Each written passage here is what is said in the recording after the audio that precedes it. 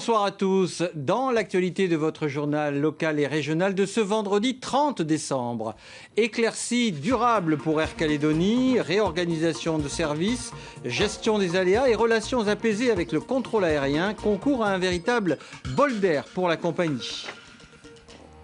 5 amendements déposés ce matin au Congrès, aucun validé. La réforme de l'impôt sur le revenu des personnes physiques est confirmée.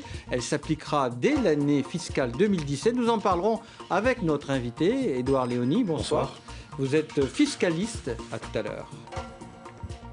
Le feu d'artifice de la ville de Nouméa, il sera tiré dimanche 1er janvier à 20 h depuis l'îlot artificiel sur le plan d'eau de la baie de Sainte-Marie.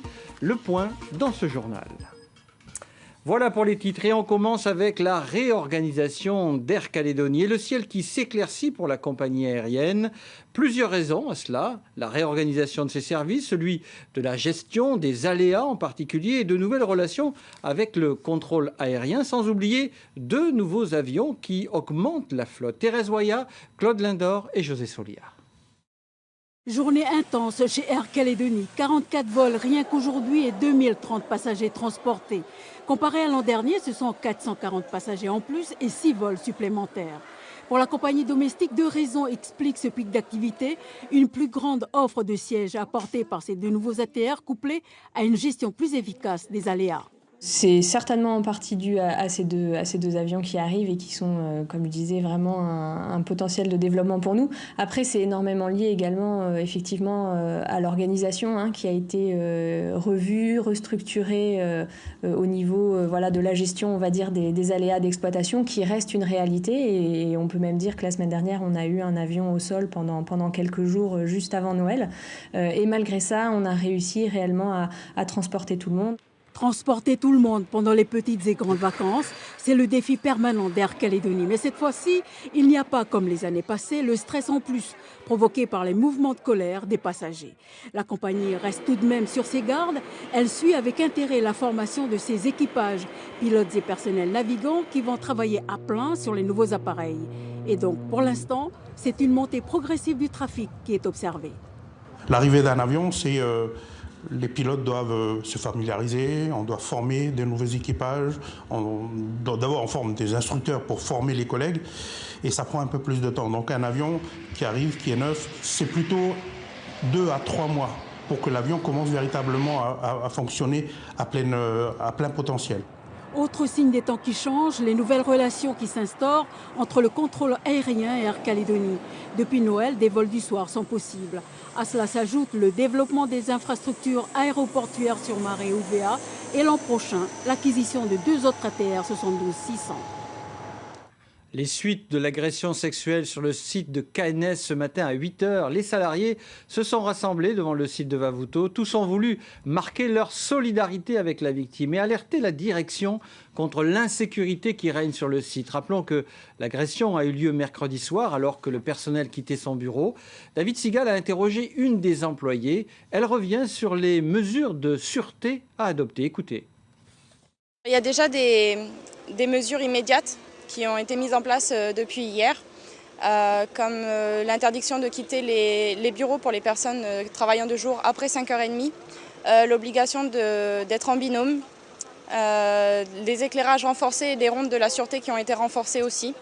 Maintenant, il va falloir, après l'enquête des gendarmes, après tout ça, déterminer réellement qu'est-ce qui a pu se passer, comment une telle personne a pu s'introduire sur le site pour pouvoir mettre en place ensuite les mesures correctives réelles qui pourront avoir un réel effet en fait sur cette agression.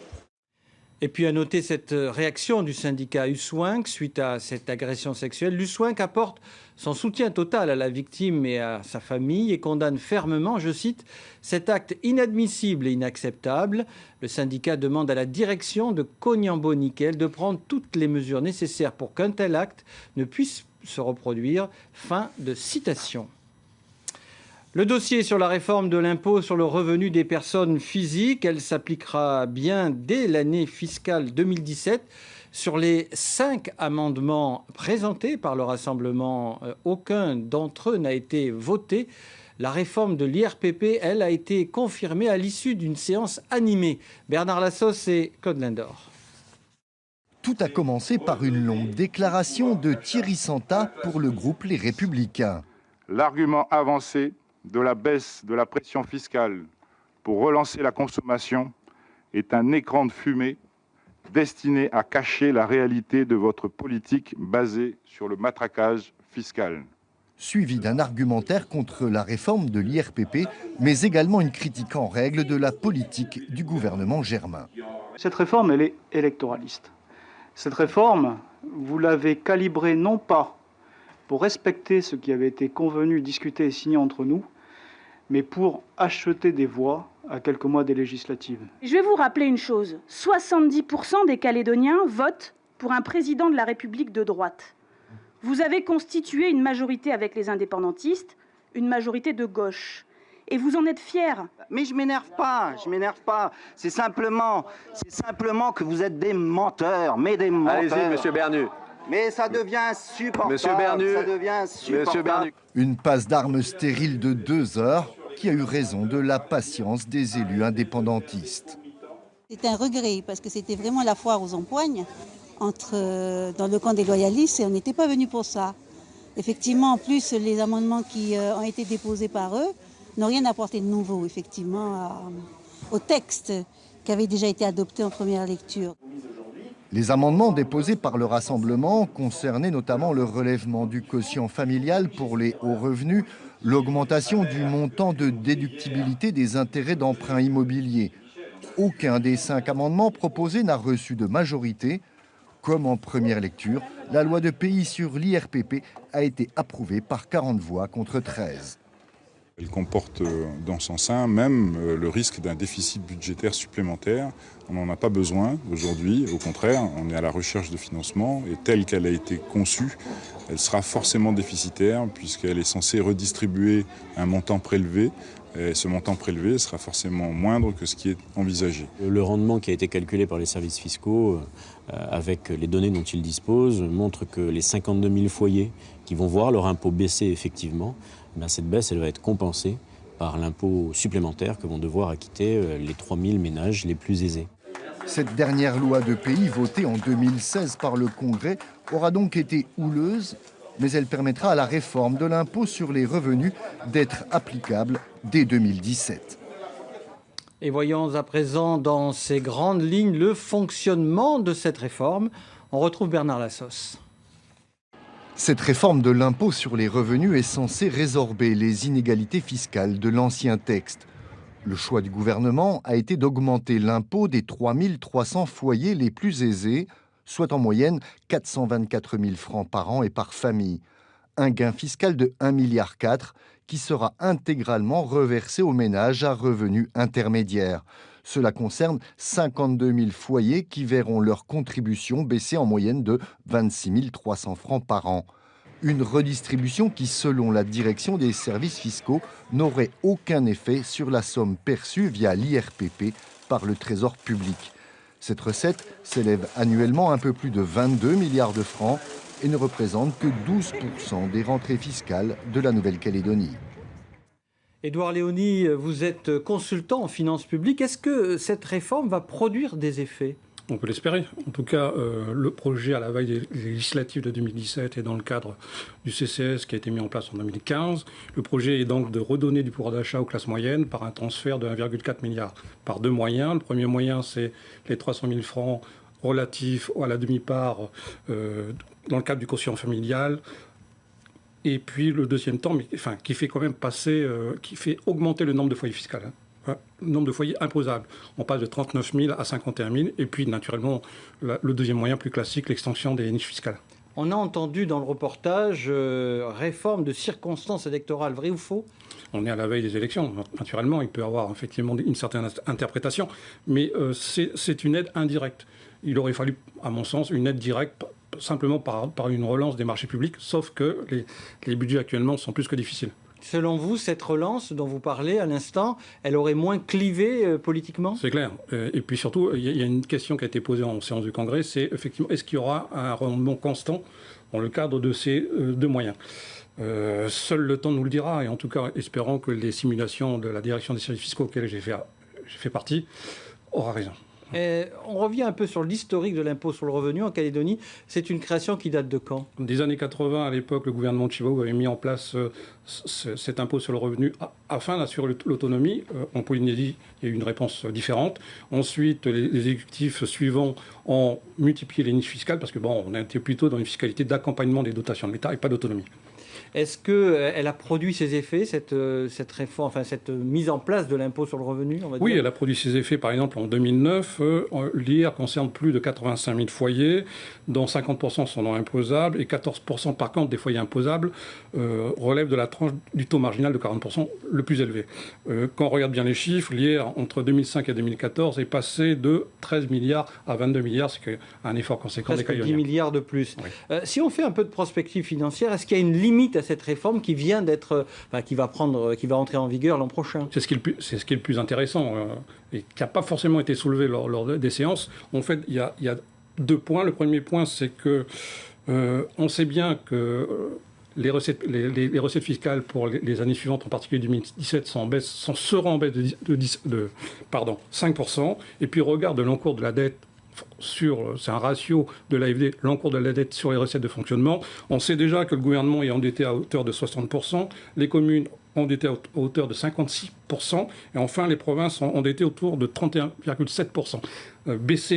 C'est pour ça que la notion de rendement constant va être difficile. Si l'impôt sur le revenu baisse, on est déjà en difficulté. Le deuxième temps, c'est que après la réduction raisonnable des dépenses du gouvernement menée par le ministre Thierry Corneille, que je salue, là, il semblerait, dans le cadre du BP, qu'il y aura une augmentation des dépenses de fonctionnement de 4%, ce qui est un petit peu contradictoire, mais qui a été résolu par 2 éléments.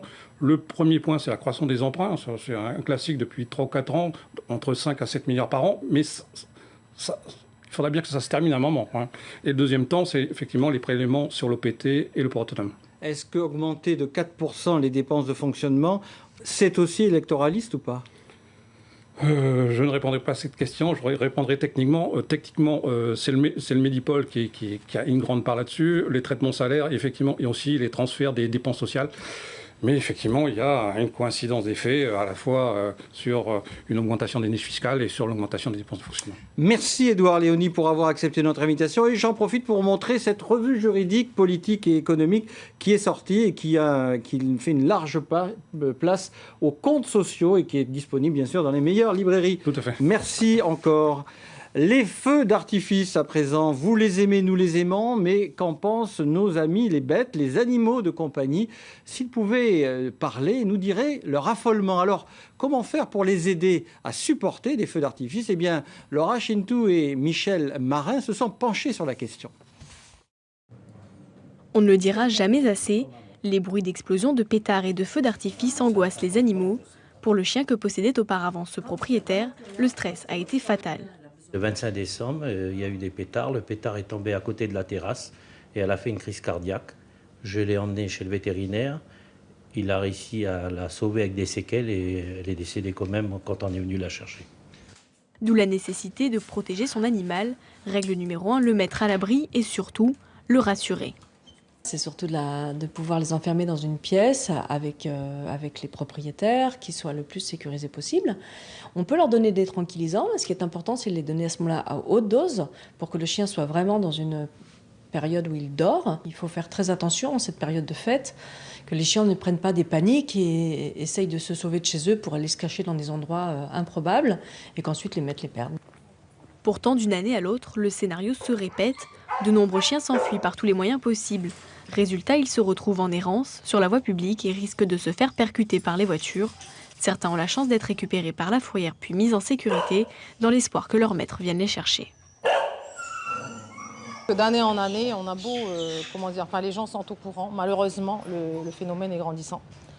Et malgré tout ce qui est en communiqué, de façon à justement faire attention aux animaux en cette période, malheureusement, on en a de plus en plus qui s'échappent et qui viennent chez nous. À l'heure où les ventes de pétards explosent, ce gérant de magasin est bien conscient du risque que peut représenter un feu d'artifice pour un animal. C'est pourquoi il fait appel à la responsabilité de ses clients. cette précaution-là relève plus d'un bon sens général, qui n'est pas uniquement lié à un feu d'artifice. Vous faites énormément de bruit avec de la musique ou autre chose à proximité d'animaux, donc de la musique très forte, ils ne vont pas l'apprécier du tout. Reste à espérer qu'en cette fin d'année, les cages de la fourrière ne se rempliront pas une fois de plus de toutous effrayés. Et justement, c'est une première. Dimanche 1er janvier à 20h, le feu d'artifice de la ville de Nouméa sera tiré depuis l'îlot artificiel sur le plan d'eau de la baie de Sainte-Marie. Un choix dicté par la meilleure zone de visibilité pour profiter du spectacle pyrotechnique. Natacha Cognard et José Solia. Situé à 200 mètres de la côte, l'îlot artificiel de Sainte-Marie est envahi par des spécialistes de la pyrotechnie.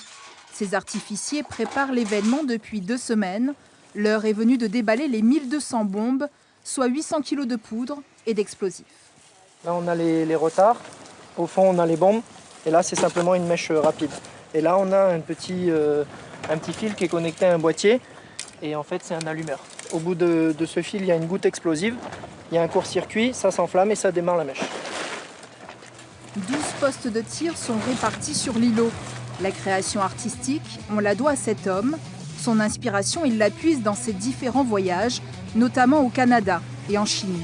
Le feu d'artifice du Nouvel An sera dynamique, jusqu'à 200 mètres de hauteur, et sur la mer, extrait avec cette animation. On a des effets nautiques, des effets qui vont plonger vers l'eau, qui vont produire des effets sur l'eau. Donc ça peut être aussi bien des tapis de lumière que des boules de couleurs, des fontaines, des gerbes d'étincelles. Et du son aussi à terre pour tous les spectateurs. Et donc le son sur une musique sur laquelle nous avons synchronisé le feu d'artifice. Donc lumière, son, feu d'artifice. Un feu d'artifice moderne, pourtant le choix du lieu fait polémique. Certains craignent pour l'environnement. La mairie de Nouméa se veut rassurante. Nous avons déplacé 7000 cubes d'eau par des cubis et le centre de secours est en charge déjà d'arroser plus ou moins s'il y avait un début d'incendie et autres. Concernant les animaux ? Écoutez, jusqu'à présent je n'en ai pas vu, donc les oiseaux on n'en a pas vu non plus.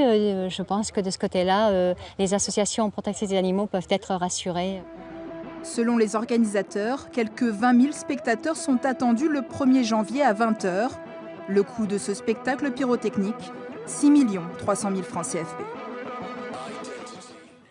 Alors, quelques informations pratiques à présent pour se rendre sur le site et en repartir. Le stationnement sera interdit le long de la VDE entre les ronds-points de l'Eau-Vive et de la Rocade à partir de 16h et la circulation à partir de 18h. La navigation sur le plan d'eau de la baie de Sainte-Marie sera interdite à tout type d'embarcation jusqu'au lever du dispositif de sécurité. Et puis, des aires de stationnement éclairés et sécurisés sont à la disposition du public. Toutes ces informations sur notre site www.ncpremière.nc. Et voilà qui referme ce journal. À retenir dans l'actualité de ce journal, éclaircie durable pour Air Calédonie, réorganisation de services, gestion des aléas et relations apaisées avec le contrôle aérien concourent à un véritable bol d'air pour la compagnie. À suivre une soirée musicale avec la finale de Prodige. Passez une très très belle soirée.